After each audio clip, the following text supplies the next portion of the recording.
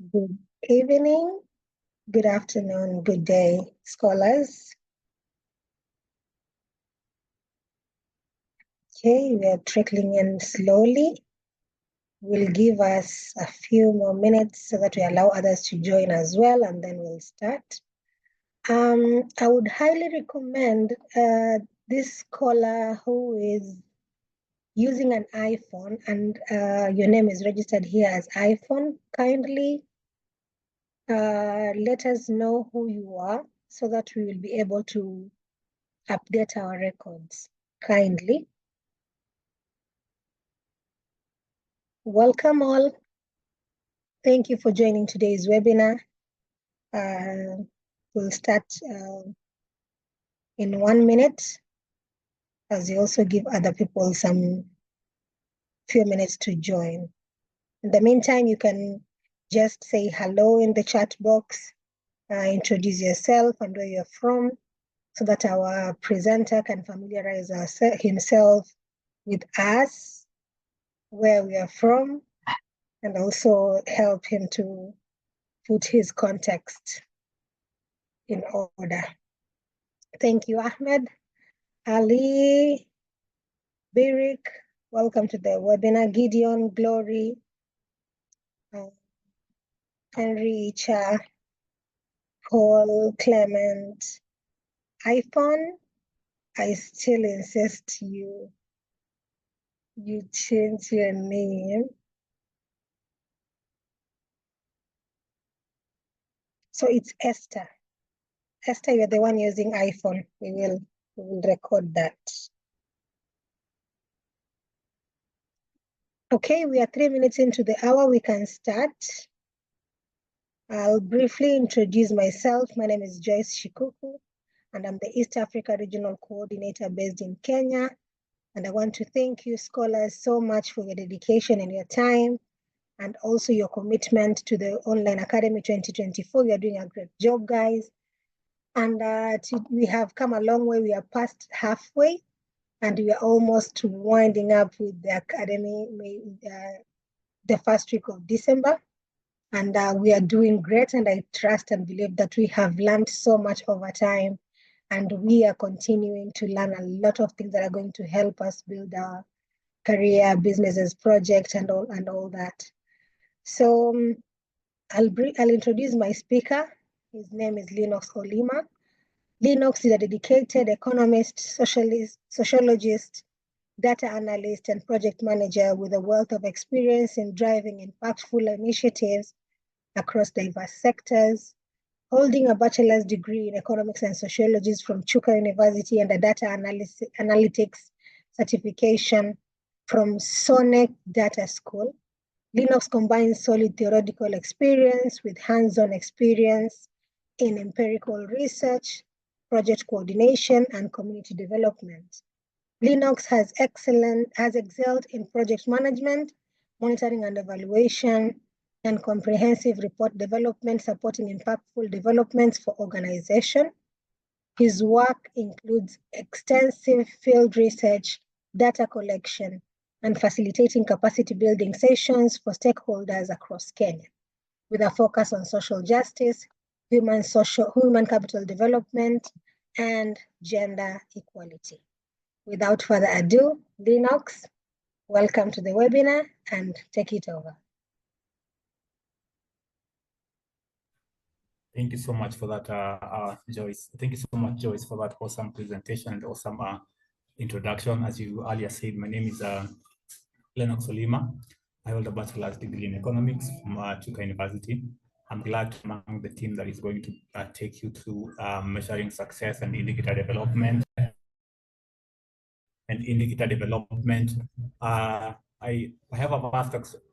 I have a good experience in the research department and also in monitoring and evaluation and project coordination.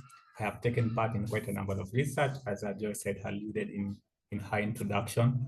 I have done research for various organizations, including World Vision Kenya, including the Kenya Red Cross Society, Child Fund International, and other organizations. I'll be glad to take you through first of all, what we call measuring success and indicator development. I'd like to again, I will be taking you through again what is called just trying to measure success, monitoring and evaluation, trying to understand the importance of monitoring and evaluation, measuring success and key metrics and strategies, and also discussing the indicators broadly.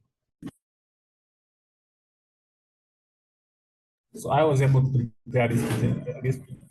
I was able to prepare this, and I believe we are going to discuss it so that we can be able to now again understand what we to, so that we can be able to know what we mean when we talk about measuring success, monitoring and evaluation, the importance of conducting monitoring and evaluation, what metrics do we consider when developing indicators, and we're going to also discuss keenly the indicators. So that I don't interfere with my network, please allow me disable my video, then I'll enable it later, please. Joyce, please allow me. Yes, please. Okay, thank you so much. So the outline of today will be trying to monitor, and the first outline is monitoring and evaluation. And so what we need to understand is, first of all, we need to understand what we mean when we say monitoring, and what we mean when we say evaluation. Monitoring and evaluation is a discipline that has become popular over the years, and especially in program management and development. We have seen various professionals from the social research sector and also from the academic research sector come up with various ways and strategies of trying to understand what monitoring and evaluation is, how is it conducted.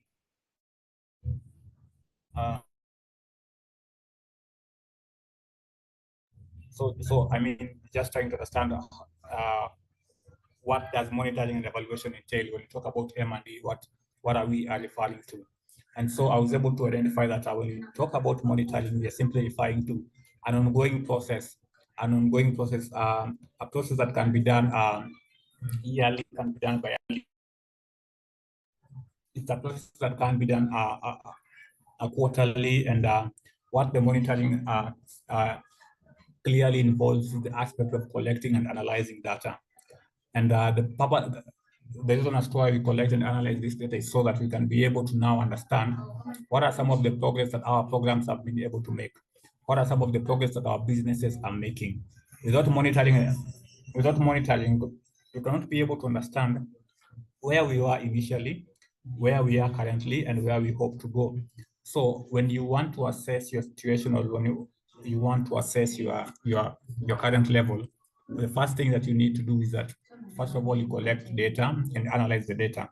So the data, we can now be able to track progress and say, if last year we were able to target, say, 60 people, and this year we are able to track, if say WMI last year was able to conduct online training for 100 people, and this year it was able to conduct online training for 150 people.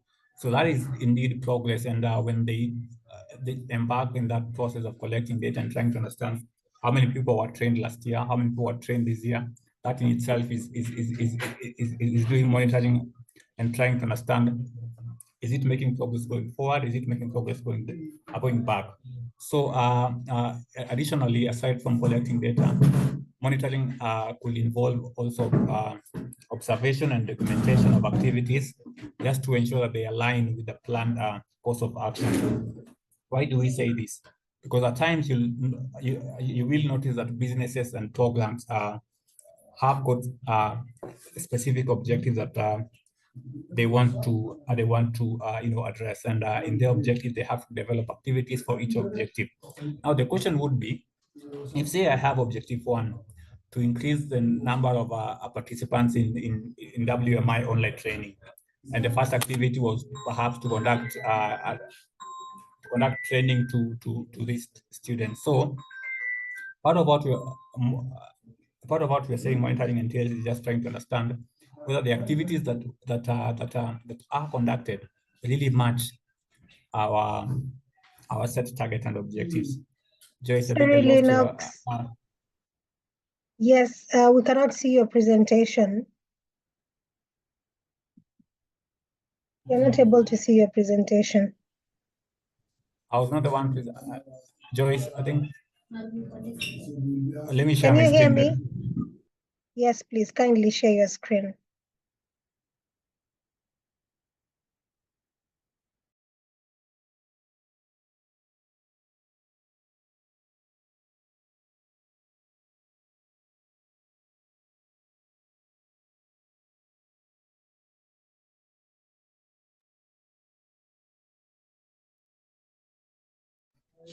It's back. Can you see it? Yes, I have. We are on slide number 2 now. 3. Yeah. Here's where Okay. we were. And what I was saying that part of what monitoring and evaluation entails is just trying to understand and align our activities to our planned objectives and course of action. We cannot say that we are monitoring the progress of our program if we are not be able to align the activities of that program to what we targeted initially. So that is a part of what monitoring clearly entails. And when we talk about ongoing data collection, here it involves collecting both quantitative data using surveys from respondents, just trying to understand knowledge, trying to understand attitude, trying to understand perception from respondents. And after we've gotten this data online, we are able to now do an analysis using various softwares.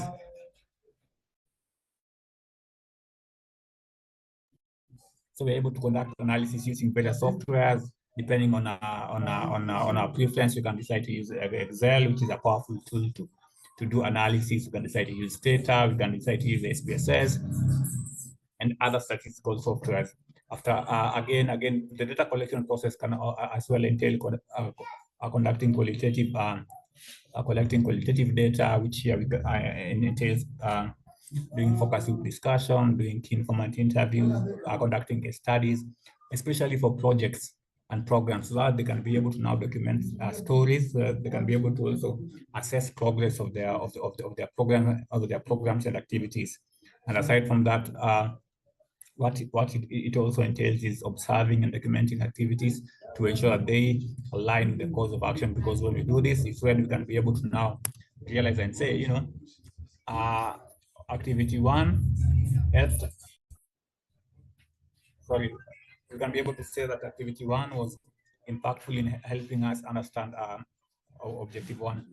Could you go back to the previous slide, please?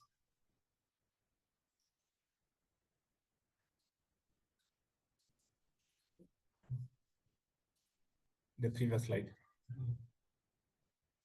Yeah, here. So another aspect of monitoring and evaluation is monitoring. So we have already discussed monitoring. Now we need to discuss evaluation. And now part of what evaluation and monitoring and evaluation go hand in hand. And one cannot be able to say that he's conducting monitoring without clearly doing an evaluation. So, and we're saying that evaluation is just the systematic assessment of the effectiveness, efficiency, relevance of a project or a business initiative. So at times when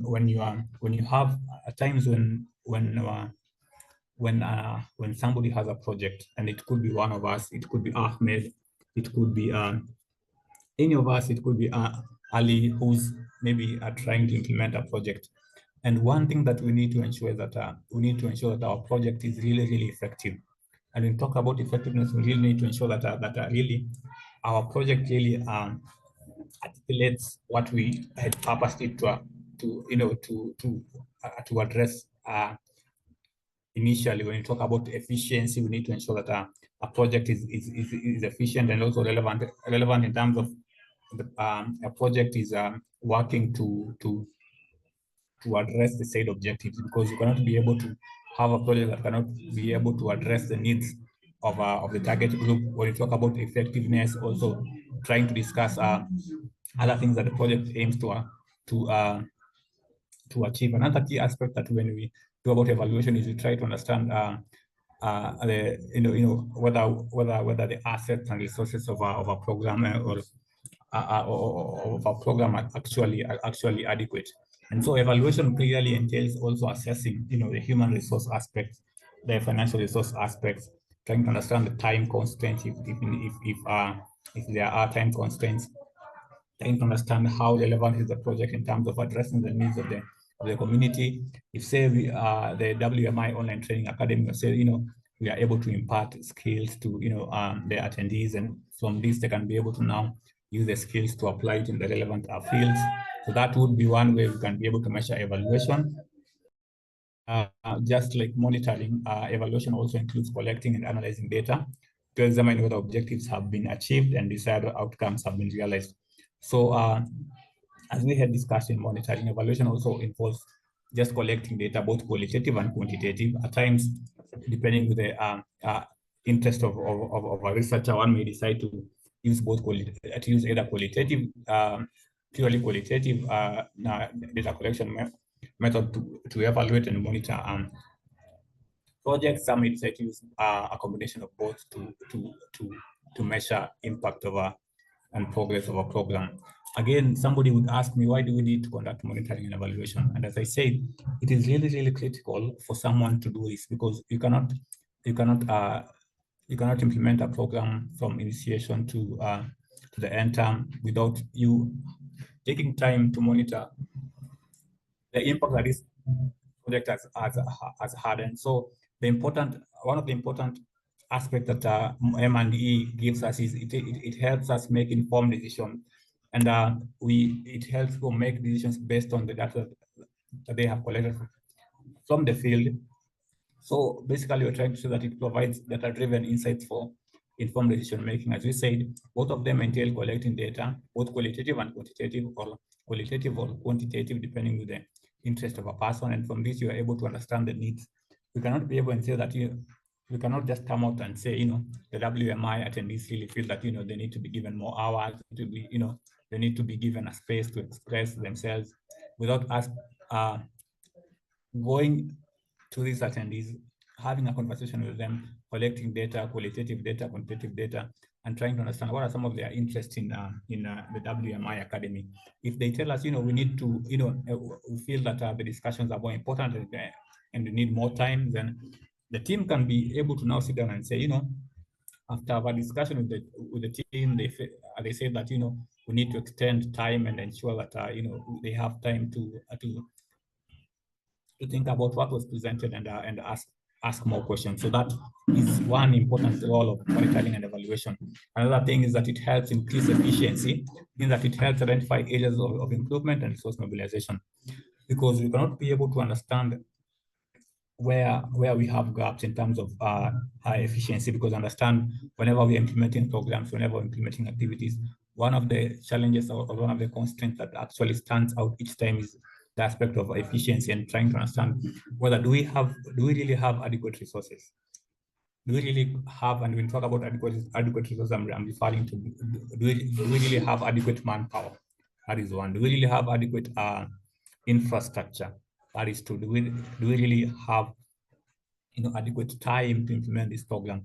Because you might have a good program, you might have a good project that you are planning to undertake, but remember, when you don't have adequate resources, you cannot be able to say that, I'm going to target 100 people with the few resources you have. In fact, the availability of resources determines your reach in terms of influencing people. So that is the second importance of monitoring and evaluation, which is increased efficiency. And at times also, when doing M&A, one thing that we need to ensure is that we need to ensure that we are enhancing accountability, and also ensuring that all our resources are actually used for the intended purpose that they were meant for.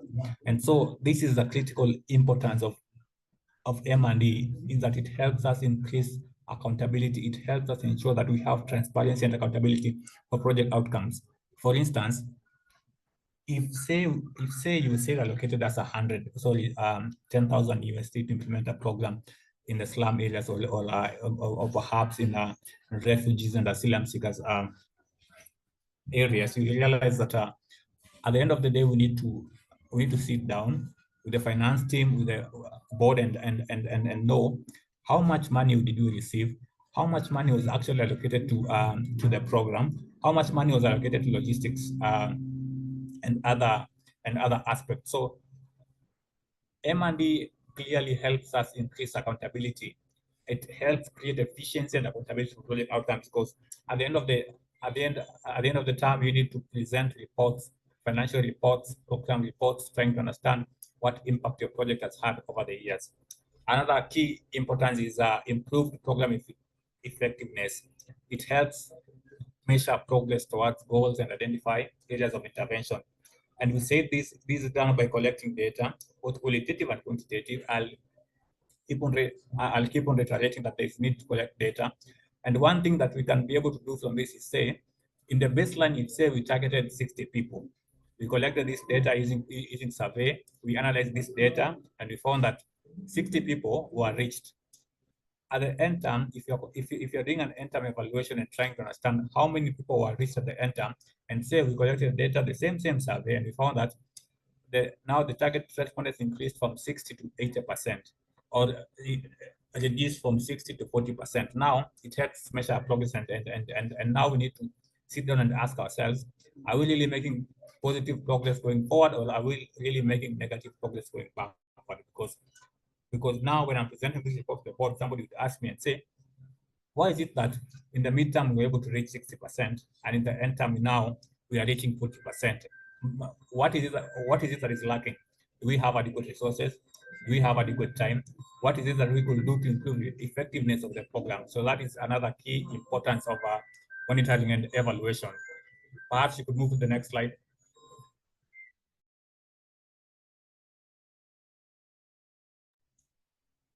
Stakeholder engagement is also a key importance of M&E.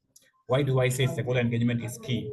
You will notice that our stakeholders play a critical role in supporting the implementation of a program or a project. Stakeholders can come in as participating stakeholders, funding stakeholders, or even stakeholders that help with mobilization and with grassroots mobilization. So one thing we can be able to say is when you're conducting an evaluation, one of the things that clearly features is we need to conduct a stakeholder analysis, especially when you're implementing projects or when you are doing a community a project that is aimed at impacting the local community. And when you're doing a stakeholder analysis, one thing you need to identify, you need to mention the stakeholder, you need to identify areas of collaboration, areas of improvement. How can these stakeholders support your program or your project? What are some of the gaps that you see maybe in while partnering with this stakeholder? And aside from that, we also need to measure, the level of participation of these stakeholders, because we have categories of stakeholders. We have primary stakeholders and we have secondary stakeholders. Primary stakeholders are those stakeholders that play a critical role in influencing the success of this program. For instance, if you are doing a project that is aimed at targeting the community members are a key stakeholders, and the program cannot do without them. If you're targeting children, then children are a key stakeholder in your project. So it helps manage and engage these stakeholders, and also ensure that the implementation of this program is clearly followed in the up to par, and ensure that everything is done according to the interests of these stakeholders.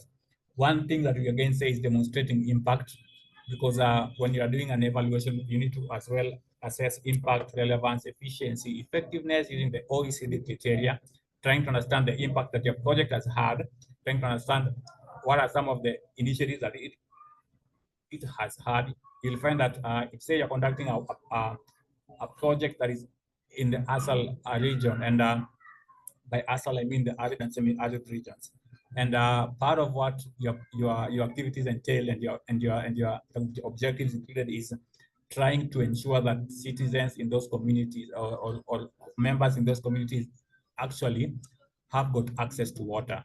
So while writing a report at the end of the project, you can be able to say, we were able to construct dams, we were able to construct wells for the community. As a result of this, we were able to increase food security, we were able to enhance nutrition of children in those areas, and other things. So M&E helps greatly in analyzing impact. What was there before versus what is there now. Impact could be positive, impact could be negative, depending on how the program was implemented and how the program was actually assessed. Again, the aspect of measuring performance and also knowing whether we are making positive progress and whether we are making negative progress. That is quite key. And another thing is learning and adaptation. It also facilitates learning and adaptation to changing circumstances, because while implementing projects or while doing something, one thing is that the environment is so dynamic. What I had foreseen last year might not be what will happen this year. So you will find that while implementing program, there is a need for you to be cognizant of the external environment that is prone to changes anytime. So you need to as well identify and see that what is it that was there that is not there today? What is it that used to be there that is not here today? And how can we be able to modify this project so that it can be able to align with the current and changing environment? Another thing another thing M&D helps is identifying risk and managing risks. Because when we are conducting when you're writing an M&D evaluation, when you're having interviews with stakeholders, when you're having interviews with the communities, one question that you need to ask them is, what are some of the risks that you think might prevent this project from being implemented in your community? And some of them will come and tell you, I feel there is little community acceptance of this project in this region. Some of them will come and say, I feel we have insecurity issues here. So if you're implementing a program that is aimed at conducting maybe installing tanks to the communities, some will tell that would be a good move, because it might be stolen. Somebody might, it might get vandalized or something. So when you're having this conversation with them, you can be able to now assess and say, the issue of insecurity is one key aspect that we need to consider while implementing this program. So that is actually key and importance of M&D. Next slide, please. Yeah, I'd like us to again discuss measuring success, the key metrics and strategy. How can we be able to measure success of our program? How can we be able to say that we are actually making progress? How can we be able to say that we are progressing from what we were before to what we currently are? And so measuring success is undeniably a critical component of effective business and project management. We cannot just conduct business and say that we are making profits, so we need not to measure success. We have realized an increase in revenue, we need not to measure success, because success could be even the unseen things that project managers, project beneficiaries might overlook. Somebody might see that my project is actually making revenues, but what we may not be able to see is that the impact that this project is having to the community, it could be negative, it could be positive. So that is the reason as to why we need to measure success. And it clearly involves setting clear objectives, tackling progress and evaluating outcomes against established benchmarks. One thing you'll notice that while starting a project, we need to set clear objectives. After setting clear objectives, we need to track progress. After tracking progress, we need to clearly evaluate outcomes and say, this is what we had purposed to achieve initially. This is what we have gotten at the end.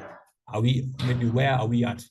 Do we really need to? Is it something that should make us shift our goals to shift our goalposts to something new or anything? So that clearly helps us. And while measuring success, there's something we need to develop called the key performance indicators. And the KPIs in this case would be so the KPIs in this case would be I'd describe them as specific, measurable, achievable, and relevant, time-bound metrics that help track progress. And when you talk about the smart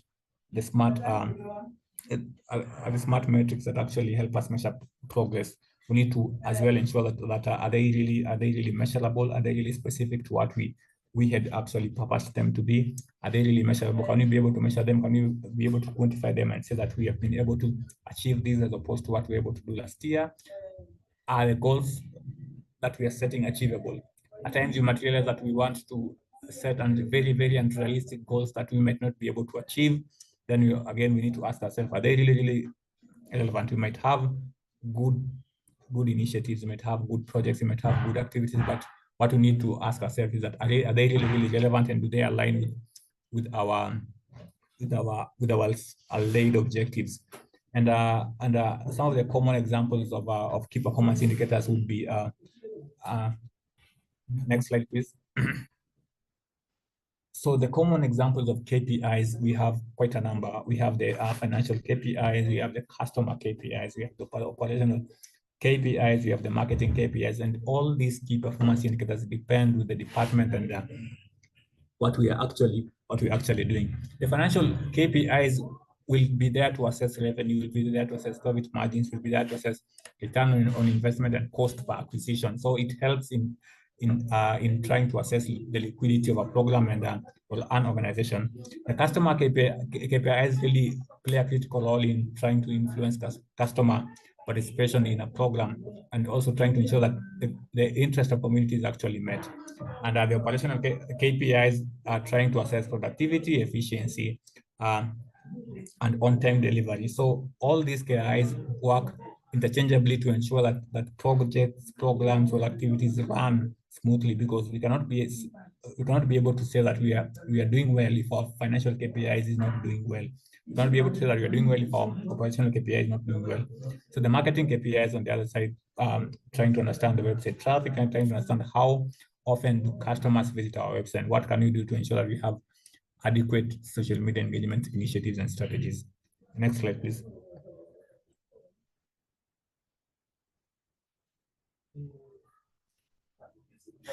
Yeah, so aside from discussing the KPIs, we're going to discuss about balanced scorecards, and balanced scorecards are just a strategic management tool that provides a comprehensive view of a company's performance by measuring performance across 4 perspectives. That is the financial, customer, internal processes, and learning and growth. So these are all, aside from the KPI, balanced scorecards are metrics for measuring success. We need to understand what is it that we have done to ensure that we are able to measure performance across, so that we can be able to ensure that we can be able to track our financial, data, whether we're making positive progress or not, whether our customer data, whether there is increased traffic, website traffic, and whether customers or communities are really taking time to look at what we have been able to write on our website and consume the content. Another thing is benchmarking. Of course, benchmarking plays a critical role, and I say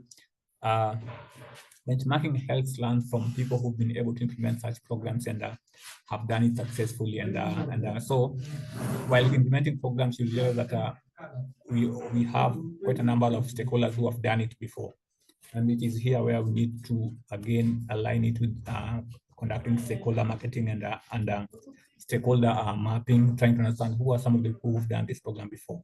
What is it that we can be able to learn from them? And while doing stakeholder partnership, it's when we can be able to say, company A does this thing, differently. What can we be able to borrow from them, and so on and so forth.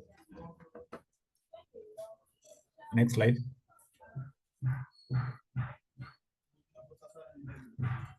Yeah, another key metric of measuring success is trying to understand customer satisfaction surveys. Just, and this I've seen many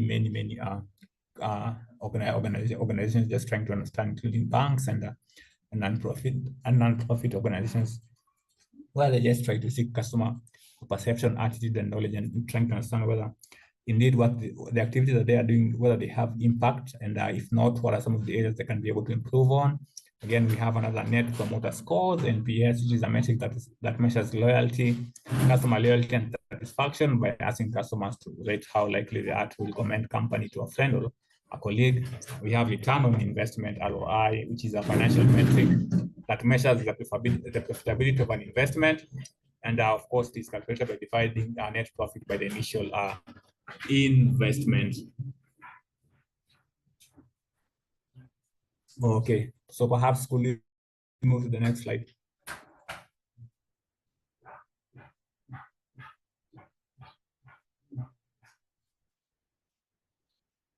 Okay. So one thing that somebody would ask is what actually is an indicator?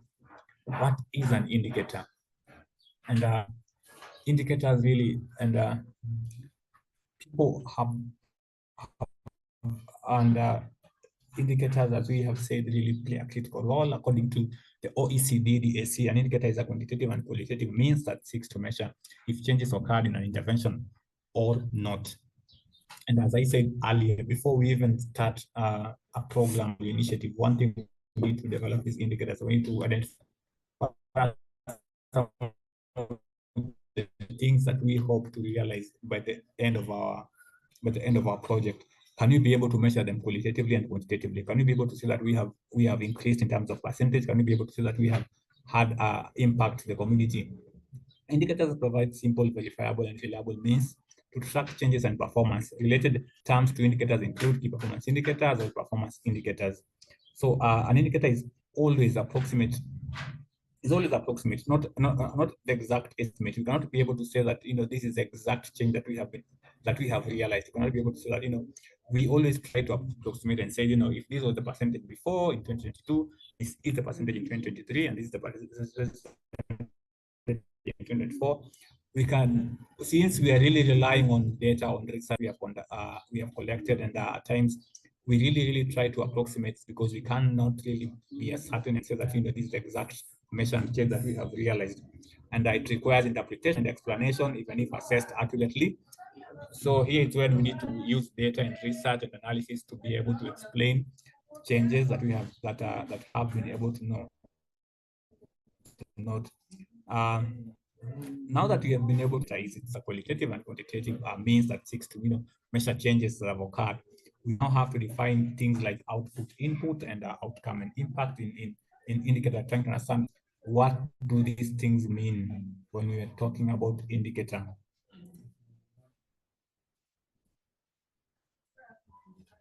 And so we're going to discuss about the types of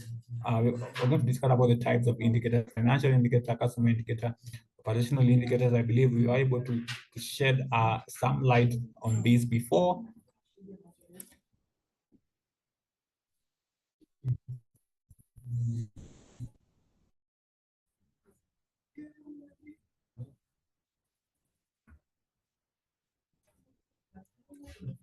Okay. Linux, so we've lost you. types of Yes. indicators we have.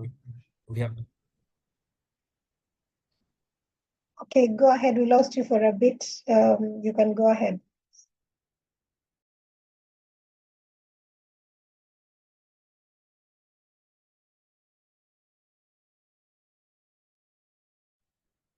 Linux, in case you're speaking, we can't hear you.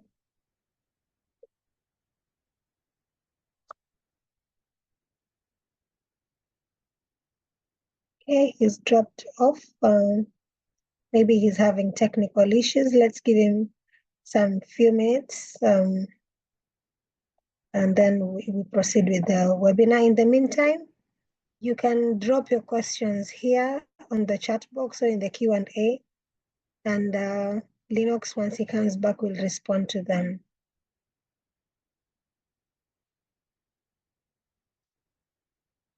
And maybe just to keep you all engaged, as a reminder, we are having a pitch competition. The registration is on and it will close on the 25th of November. So guys, if you have not started preparing your pitch presentations, you are losing out on a lot. Yes, Linux, you can go ahead. Sorry. I think my internet was interrupted a bit, but you can hear me now? Yes, very well.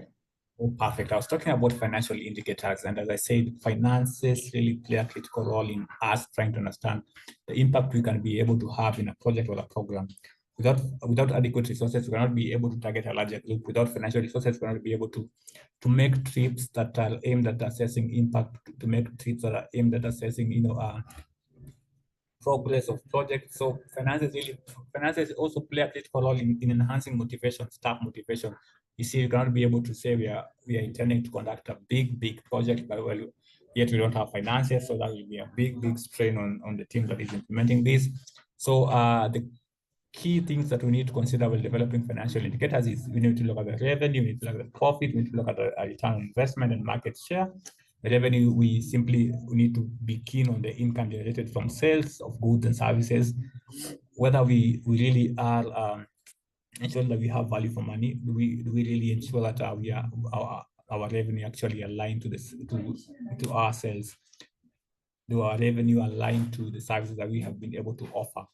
When we talk about profit, we need to assess what is the net income that we have been able to incur after paying all the expenses that we owe, after paying the staff, after paying all the revenue authorities and so on. Then the return on investment, and here we need to assess and measure the profitability of an investment relative to its cost.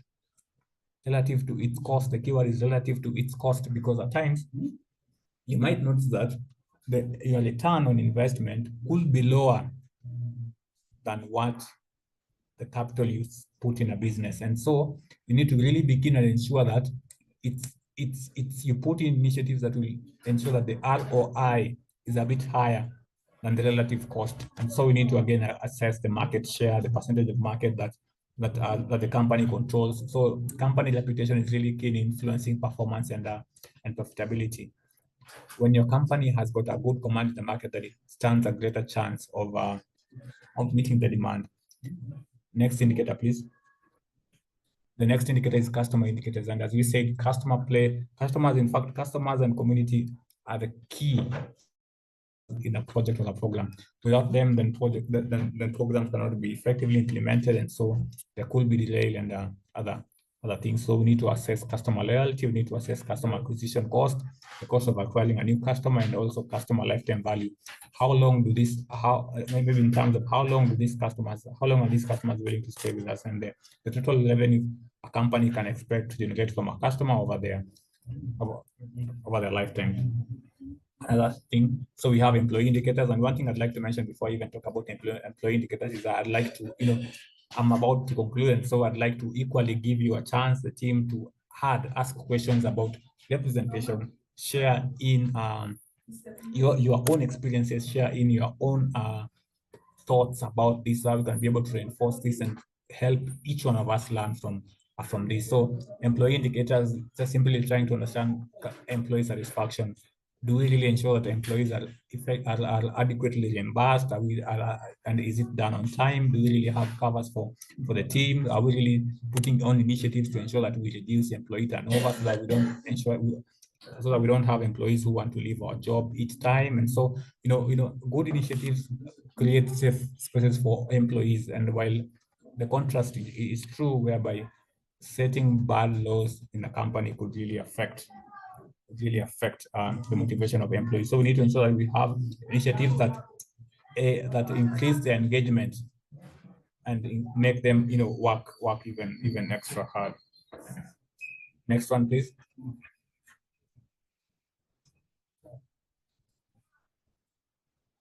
Next slide, please.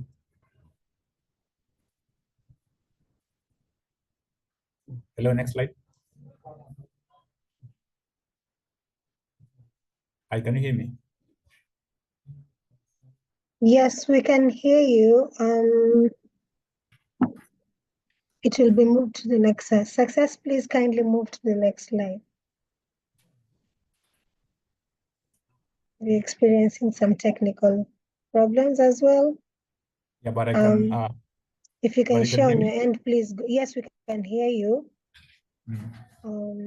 I don't know if you are able to share from your end. Let me try.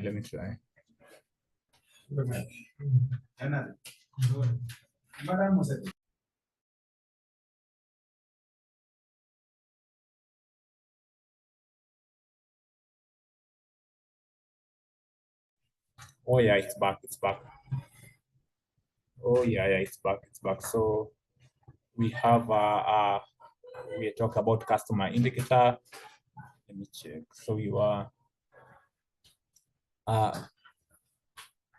wanted to discuss what are some of the things that affect our customer, that affect indicator development. There are things that really affect indicator development. Next slide. Yeah, here. So we need to see what are some of the things that affect customer indicator development. What are some of the things that prevent us from developing quantitative indicators that are specific, that are measurable, that are realistic, that are time bound, that are accurate to our initial initiatives. And so, before you even develop indicators, one thing that we need to ensure that we clearly align with the goals.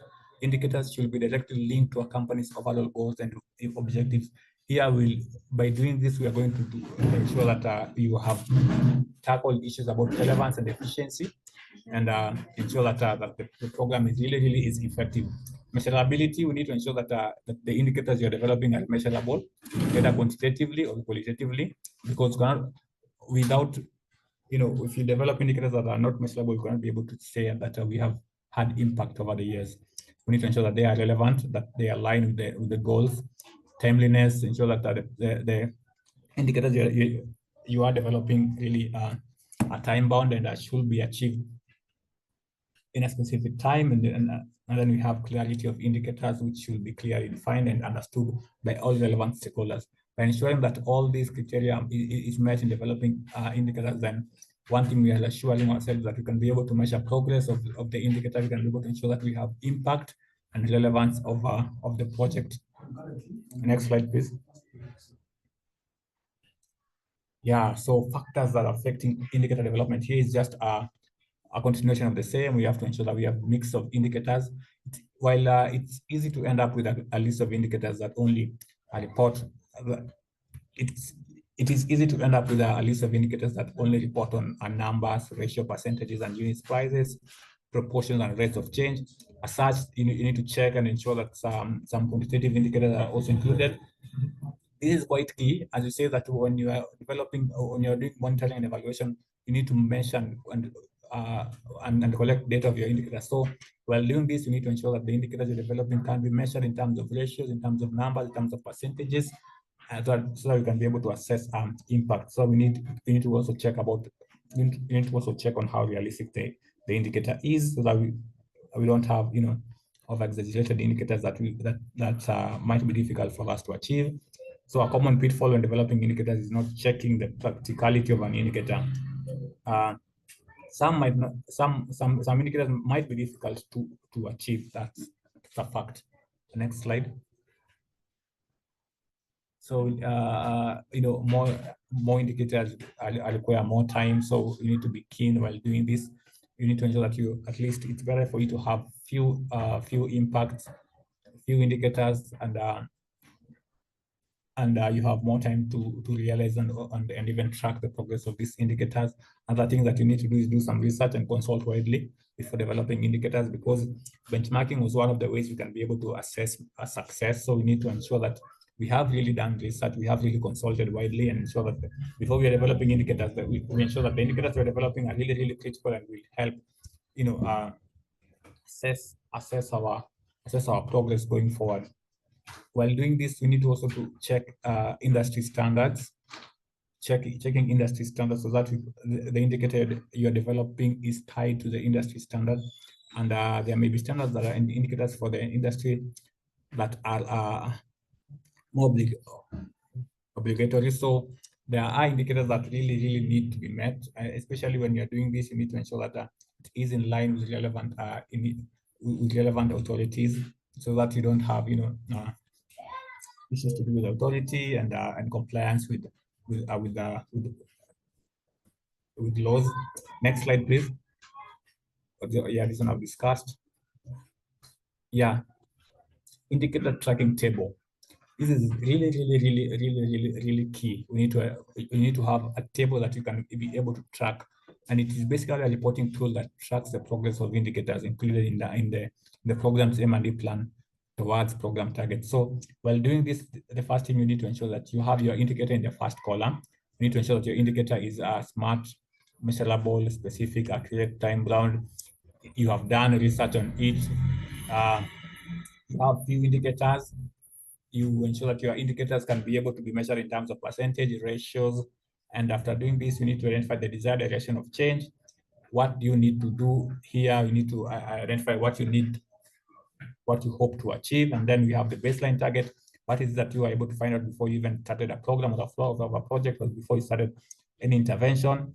Then year one, what was your target? Year one, what did you achieve? Then percentage target met. So if say in our, we targeted 60, or we targeted 100, then in our second year we achieved 40, then we can be able to say, you can be able to track progress and say, the percentage of what we're able to do is this.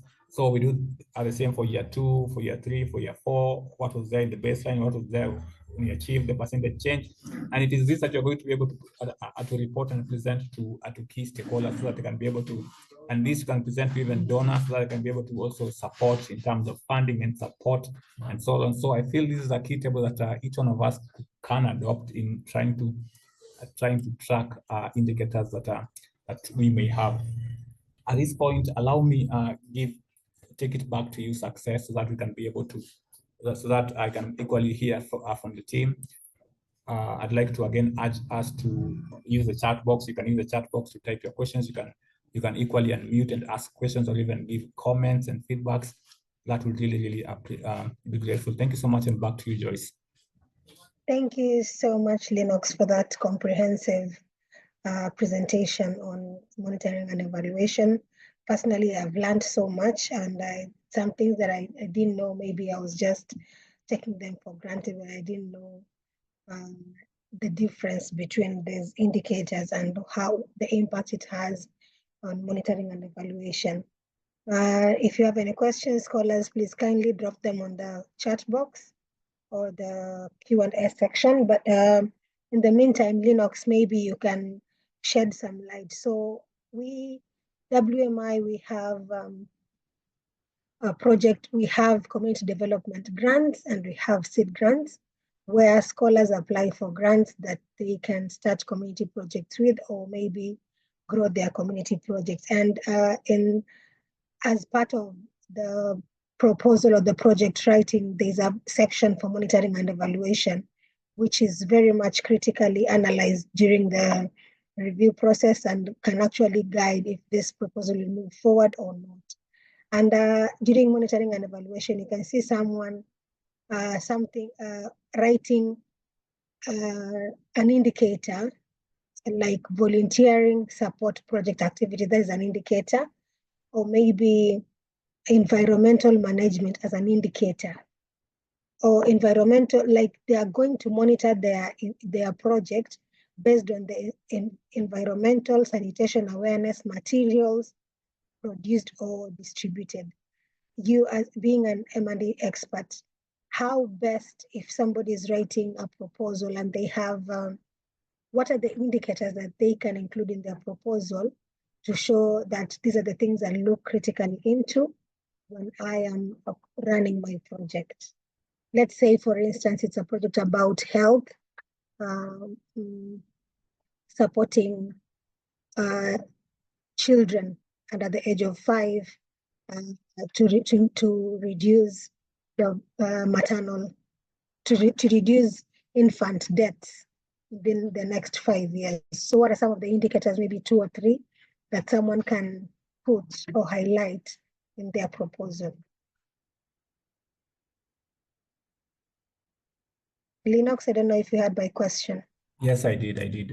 Thank you so much for that, Joyce. That really is a great question, and it's a question that really troubles many people in terms of trying to understand what indicators can we be able to develop for the program. I'll just use the example that you mentioned in terms of trying to understand indicators that can be used in terms of in a health project, trying to reduce in child mortality below the age of 5 years, and one thing that we need to develop is indicators that really trying to measure numbers. For instance, we can have an indicator that says number of health workers trained, because capacity building of health workers plays a critical role in ensuring that we reduce infant mortality. How well are these health workers trained? So so in this indicator, you can come up and say, before we started this project, we were able to, so we found that we had 5 health workers trained. Now, after we have done the first phase of this project, how many health workers have we trained, we as WMI, or I, as an applicant of this grant, so that I can be able to ensure that I am playing a critical role in reducing infant mortality under the age of 5. So if you found 5 health workers trained, how much have you trained? How many health workers have you trained?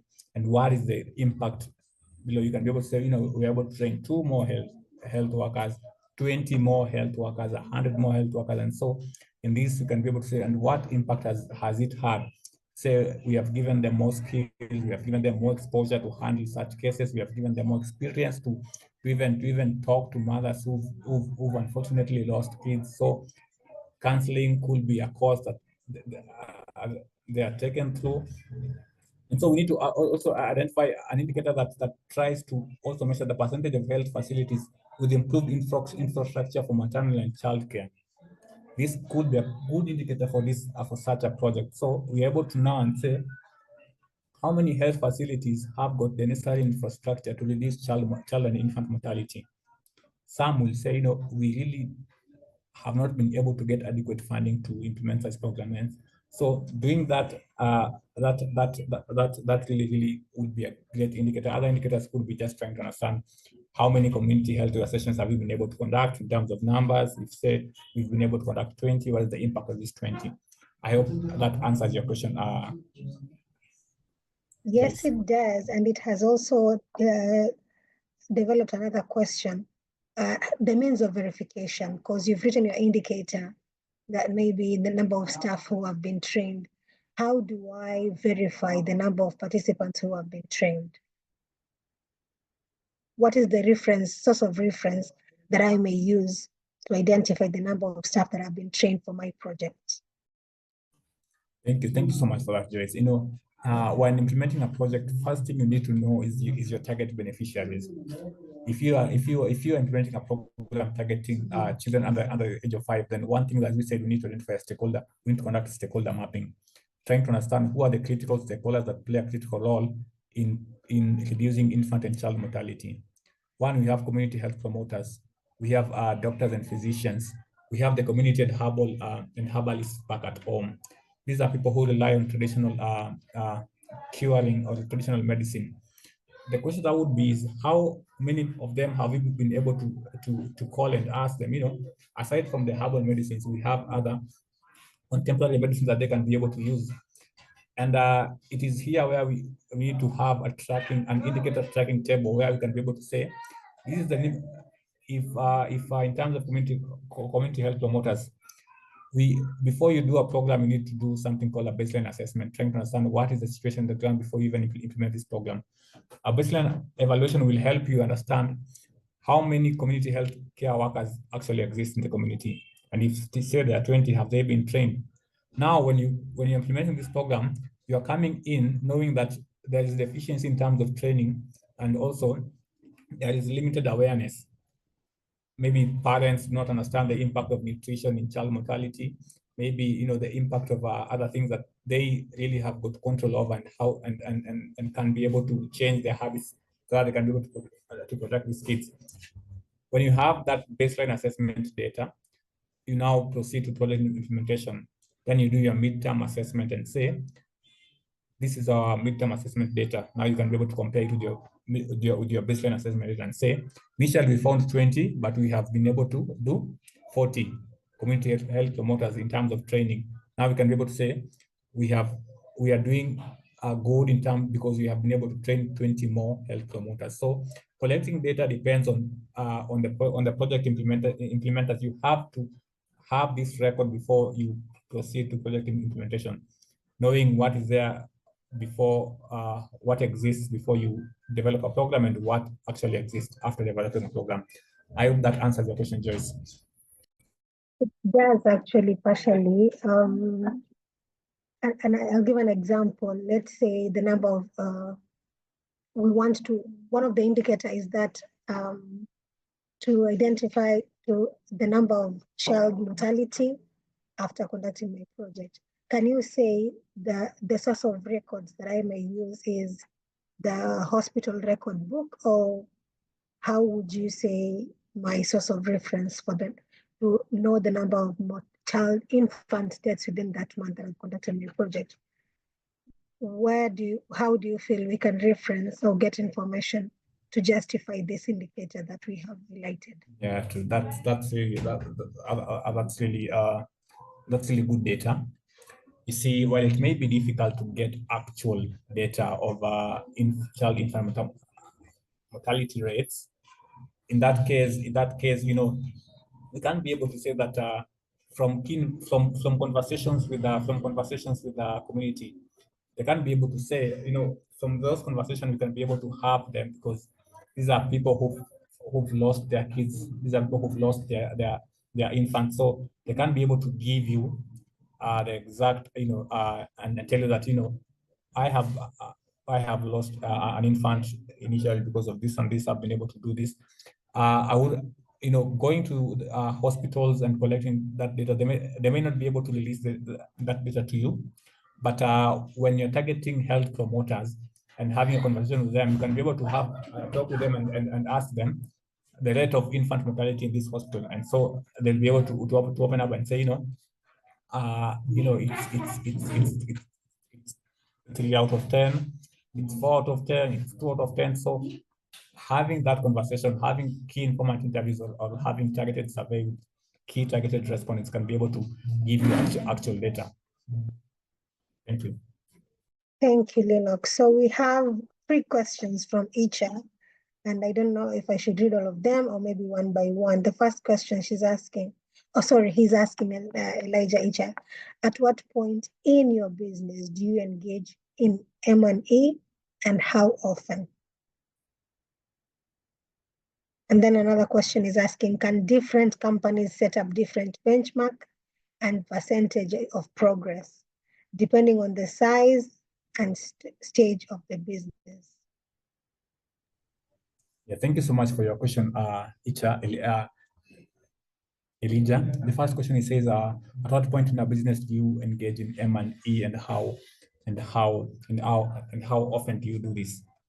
Well, I would say that the number of times a person can engage in M&E depends on a number of factors. Depends on how long they've been operating. Depends on their level of resources, and again, you will notice that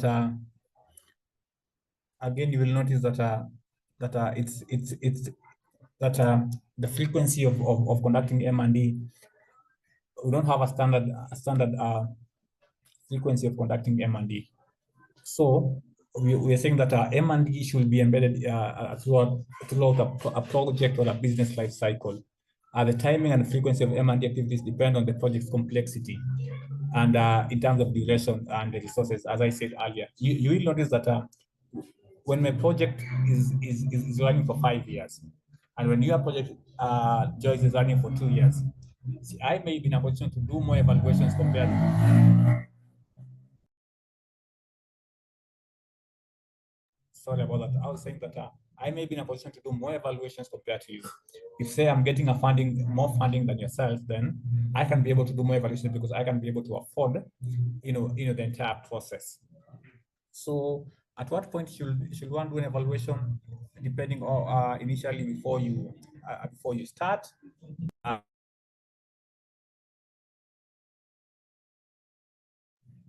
So before one starts, especially for programs that advise, we first of all do a baseline evaluation, trying to understand the situation that is there before, then you do a midterm evaluation, then you do an interim evaluation. This will help you measure progress. This will help you identify also impact. So it will be great for somebody to do an evaluation, especially for those doing projects, community benefit projects. You can have 3 cycles. You can have the baseline evaluation, you can have the midterm evaluation, you can have the midterm evaluation. Inside here, you can have a number of activities. You can have you can be able to now embark on activity promotion, ensuring that the activities we had set for this quarter are actually met. So that when you're conducting an evaluation, you're conducting a full evaluation. Because if you conduct partial evaluation, you will realize that you are doing an evaluation for an activity that was not done. If it is a training community health promoters, then you'll notice that you're trying to collect data that does not actually exist. because you did not do that activity of training community health promoters. So evaluation should be done depending on how prepared someone or an organization is. Depending, the second question is, can different companies set up different benchmarks and percentage of progress? Yes, they can do this because different companies have got different size, resources, target groups, and targeted initiatives. So if I'm doing a project on child nutrition, then I wouldn't advise another organization doing the research on gender and protection to follow what I was doing in my child protection initiative. For instance, if you're doing a project on gender inclusion, gender equality, disability, and social inclusion, you will notice that there are certain indicators that really must be met. Of course, you're going to use the Washington group of questions trying to assess aspects of disability. You should use, the access and inclusion, decision making, resource availability, and other things. And you see, these indicators are different from child protection projects. I hope that answers the question. Yeah, we'll wait for Elijah to respond if the question has been answered. And maybe one final question on customer satisfaction surveys. You've mentioned, you gave an example of banks or maybe organizations. After they've served you, they'll ask you to take a quick survey to respond to the questions. So now I have a project, my personal project. Let's say I am working, I did medical camp, and I want to identify if my objectives have been met. How best can I conduct my post project survey? Thank you so much for that, Joyce. It's indeed a good question, and it's one question that has appeared in many conversations. You will notice that in personal projects, the impact of a project comes at the end term, maybe when you're doing the very last evaluation, the end term evaluation. And it is here where you're going to ask respondents, do you feel this project has had impact? Some will say yes, some will say no. And if no, why do you think this project has not had impact in your life? If yes, why has it had impact in your life? So people will be able to now give you their thoughts and say, we feel that we were a bit marginalized. We feel that the male were given more attention than us.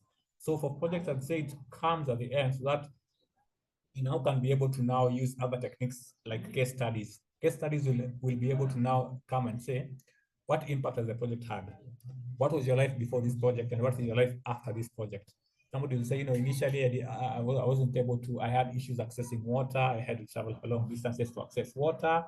Now I just walk for a few minutes, then I draw my water, clean water, drinking water. From there, you can be able to now use it as a success story and say, initially, this was the case. But now, after we have implemented this program, this is now the case. So we have made progress, positive progress going forward. Thank you so much. I don't know if that answers your question. It does actually. Can you use maybe in-depth interviews and focus group discussions as a way of conducting your end-term survey? End-term evaluation, yeah, true. For the end-term evaluation, I'd suggest that you can use both qualitative and quantitative. For quantitative, you're targeting community beneficiaries, trying to understand their perceptions, their thoughts, their attitudes. If you're doing a survey for community, you will ask them, you will first of all assess key variables like age. Who are your targeted beneficiaries? How can you disaggregate it in terms of gender, in terms of location? Then you can be able to now ask them in terms of impact. Do you think the project has impact? What challenges do you face? So the survey will clearly target community beneficiaries. While this is so, key informal interviews will target project partners and stakeholders. From here, you can now be able to get insights from other project participants and stakeholders.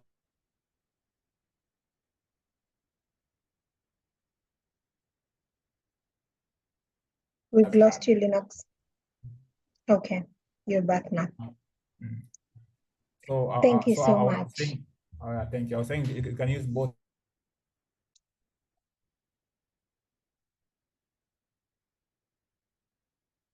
Okay. Thank you so much, Linux. I've learned so much, and it has really opened my mind and also added a lot of knowledge for my personal use. And I hope to our attendees, you have also learned quite a lot, and it's going to help you, especially when you are applying for the development grants or any other project that you are doing. You're going to implement whatever we have been taught by Linux today, and to develop a very, very good project and an M&A strategy. An announcement as a reminder about the pitch competition. Remember, guys, we have $500, $300, and $100 waiting for us to win it. Please develop your competitive pitch presentations. And remember, the registration is on, and it will close on the 25th of November. So please make sure you're not left behind. And we also want to thank you so much for continuing to attend these webinars, and we hope that you're learning a lot.